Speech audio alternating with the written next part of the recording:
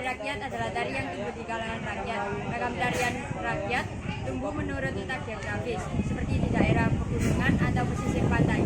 Hal ini yang membedakan bentuk dan dinamika tariannya. Fungsi tarian rakyat yakni sebagai upacara agama dan adat yang secara khusus sebagai tari pergaulan sosial dan sebagai hiburan teatrikal atau tontonan rakyat. Bentuk tarian rakyat yakni secara berkelompok, dan salah satu contoh tarian rakyat yakni tarian gantar dari Kalimantan Timur. Gantar merupakan salah satu tarian tradisional yang mengandung filosofi sakral, antara lain sebagai upacara penyambutan para pahlawan selepas perang. Gerakan tarian ini juga seperti seorang menanam padi. Tari gantar ini juga dibawakan dengan suasana yang gembira, sehingga dianggap sebagai simbol kegembiraan dan keramah tamahan suku Dayak. Fungsi dari tari gantar ini sebagai upacara penyambutan para pahlawan selepas perang, upacara ritual misalnya seperti saat menanam padi, dan tarian pergaulan para remaja suku Dayak Benua dan suku Dayak Tunjuk. Tema dari tari gantar ini bertemakan drama yang menggambarkan keramah tamahan suku Dayak saat menyambut tamu. Bentuk tari gantar ini yakni berkelompok yang beranggotakan beberapa para remaja suku Dayak yang berjumlah 5-8 orang. Penari gantar juga menggunakan aksesoris warna-warni. 6. Gantar. Gantar merupakan tongkat kayu panjang yang dipakai oleh penari gantar. 7. Senak dan busa. Senak sebenarnya sama seperti gantar, yaitu properti berupa tongkat kayu panjang yang merupakan simbolisasi dari sumpit. Sedangkan kusa adalah potongan bambu berukuran pendek yang diisi dengan biji-bijian. 8. Tengkorak manusia.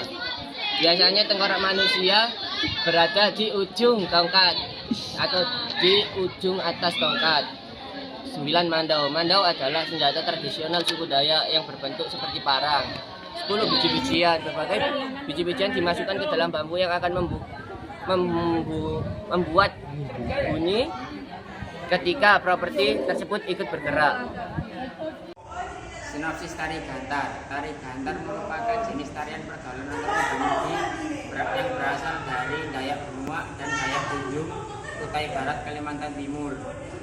Tarian ini melambangkan kegembiraan dan keramahan suku Dayak saat menyambut tamu yang datang. Menurut versi lain, tarian ini dilaksanakan pada acara tanam padi yang menggunakan 2 properti, yaitu tongkat kayu panjang untuk melubangi tanah pertanian dan bambu yang berisi biji-bijian. Dalam versi lain, tarian ini adalah tarian sakral yang hanya digunakan saat penyambutan pahlawan yang selesai berperang. Ada 3 jenis tari gantar. Gantar rayatan hanya menggunakan 1 properti, yaitu tongkat kayu panjang yang di atasnya ditancapkan tengkorak manusia. Gantar busai hanya menggunakan 1 properti, yaitu bambu yang berisi biji-bijian.